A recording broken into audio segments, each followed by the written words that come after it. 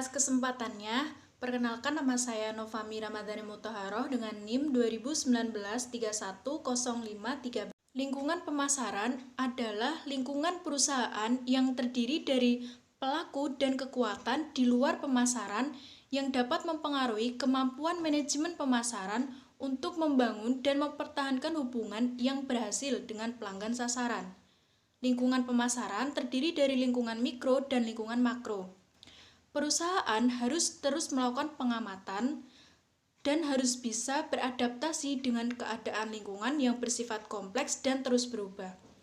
Dengan mempelajari lingkungan, perusahaan diharapkan bisa menetapkan strategi yang tepat sesuai dengan tantangan dan peluang baru yang ada. Terima kasih atas kesempatannya. Perkenalkan, nama saya Nabila Putri Ramadhani dengan NIM 2019-310-462. Lalu di slide keempat, saya akan menjelaskan tentang lingkungan internal dan lingkungan eksternal. Lingkungan internal sendiri itu adalah kegiatan-kegiatan internal perusahaan yang dapat dikendalikan. Artinya, untuk mencapai tujuan dan menjalankan strategi pemasaran, pemasar mampu melakukan pengendalian. Pemahaman lingkungan internal pada umumnya perlu ditekankan pada aspek, yaitu yang pertama, ada aspek sumber daya organisasi, meliputi kekayaan, kemampuan, dan posisi pasar. Lalu yang kedua, ada aspek manusia, sumber daya manusia, merupakan kekuatan perusahaan. Yang ketiga, ada aspek alat-alat manajemen dan teknologi, meliputi sistem informasi, organisasi, dan teknik-teknik operasional. Lalu ada lingkungan eksternal. Lingkungan eksternal sendiri adalah pengaruh-pengaruh tidak langsung yang berada di luar kekuasaan atau kendali pemasar. Pengaruh-pengaruh tersebut akan memaksa pemasar untuk menyesuaikan arah dan strateginya agar tetap survive di lingkungannya. Baik, perkenalkan, nama saya Eriko Bagus Wijayanto dengan nomor induk mahasiswa 2019-310-324. Jadi di sini saya akan melanjutkan penjelasan dari teman saya atau rekan saya. Langsung saja, lingkungan pemasaran terdiri dari mikro dan makro. Jadi di sini saya akan menjelaskan mikro terlebih dahulu. Mikro, pelaku yang lebih dekat dengan perusahaan dan mempengaruhi kemampuan untuk melayani pelanggan. Kemudian ada makro, kemampuan sosial lebih besar yang mempengaruhi lingkungan mikro. Jadi ini bisa dikatakan mikro itu seperti lingkup kecil, sedangkan makro itu lingkup besar. Sekian, terima kasih.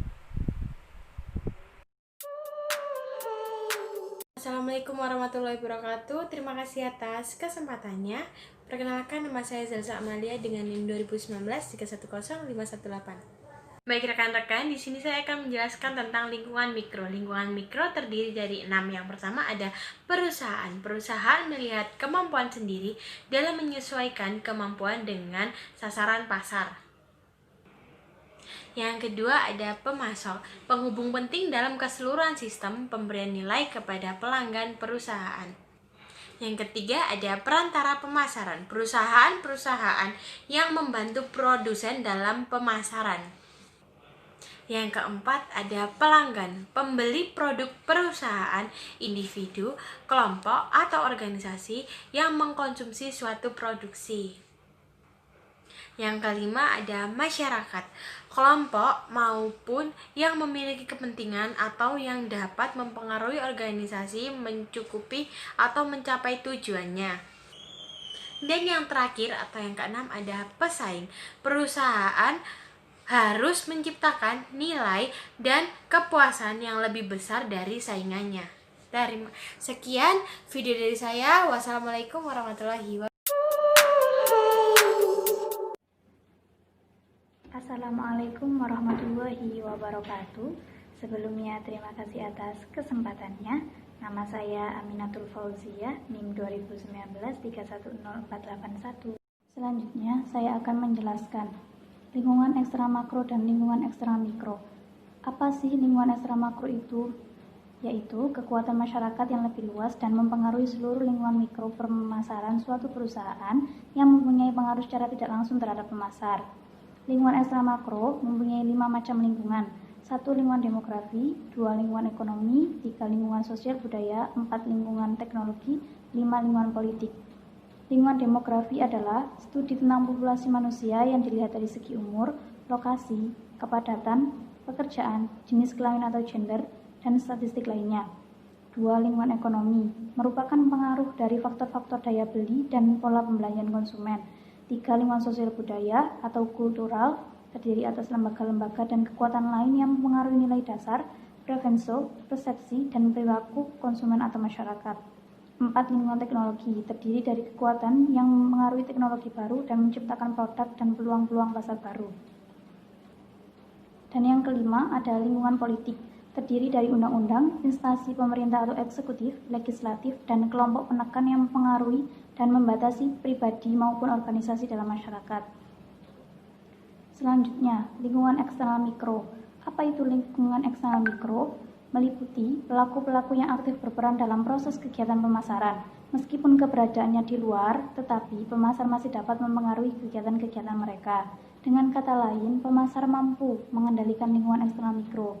Nah, lingkungan eksternal mikro meliputi beberapa aspek. 1. Aspek pemasok, 2. Aspek pesaing, 3. Aspek perantara, dan 4. Aspek pasar. Terima kasih atas kesempatannya. Perkenalkan, nama saya Rifanola Diva Reviona dengan NIM 2019-310524. Selanjutnya, di slide ke-9 ada macam-macam lingkungan yang mempengaruhi lingkungan pemasaran makro. Yang pertama ada demografis. Demografis merupakan studi kependudukan manusia menyangkut ukuran, kepadatan, lokasi, usia, ras, lapangan pekerjaan, dan data statistik lainnya. Demografis ini merupakan salah satu faktor utama karena pemasaran selalu melibatkan penduduk. Yang kedua ada faktor ekonomi, yaitu faktor-faktor yang mempengaruhi daya beli dan pola pengeluaran konsumen. Yang ketiga ada teknologi. Teknologi merupakan kekuatan yang menciptakan teknologi baru, menciptakan produk dan peluang pasar yang baru. Teknologi ini juga salah satu faktor penting untuk menunjang lingkungan pemasaran makro, dikarenakan di era yang sekarang itu lingkungan teknologi itu lebih banyak diminati oleh para konsumen. Jadi bisa saja para produsen lebih memilih untuk menggunakan teknologi ini. Selanjutnya ada alam atau sumber daya alam yang diperlukan sebagai masukan bagi pemasar atau yang dipengaruhi oleh kegiatan pemasaran. Selanjutnya ada politik. Politik merupakan hal yang berhubungan dengan hukum, badan pemerintahan, dan kelompok LSM yang mempengaruhi dan membatasi berbagai organisasi dan individu dalam masyarakat tertentu. Yang terakhir ada budaya, yaitu institusi dan kekuatan lain yang mempengaruhi nilai dasar, persepsi, selera, dan perilaku masyarakat. Assalamualaikum warahmatullahi wabarakatuh. Sebelumnya, terima kasih atas kesempatannya. Perkenalkan, nama saya Nimatul Afifah dengan NIM 2019-310445. Selanjutnya, saya akan menjelaskan tentang merespon lingkungan pemasaran.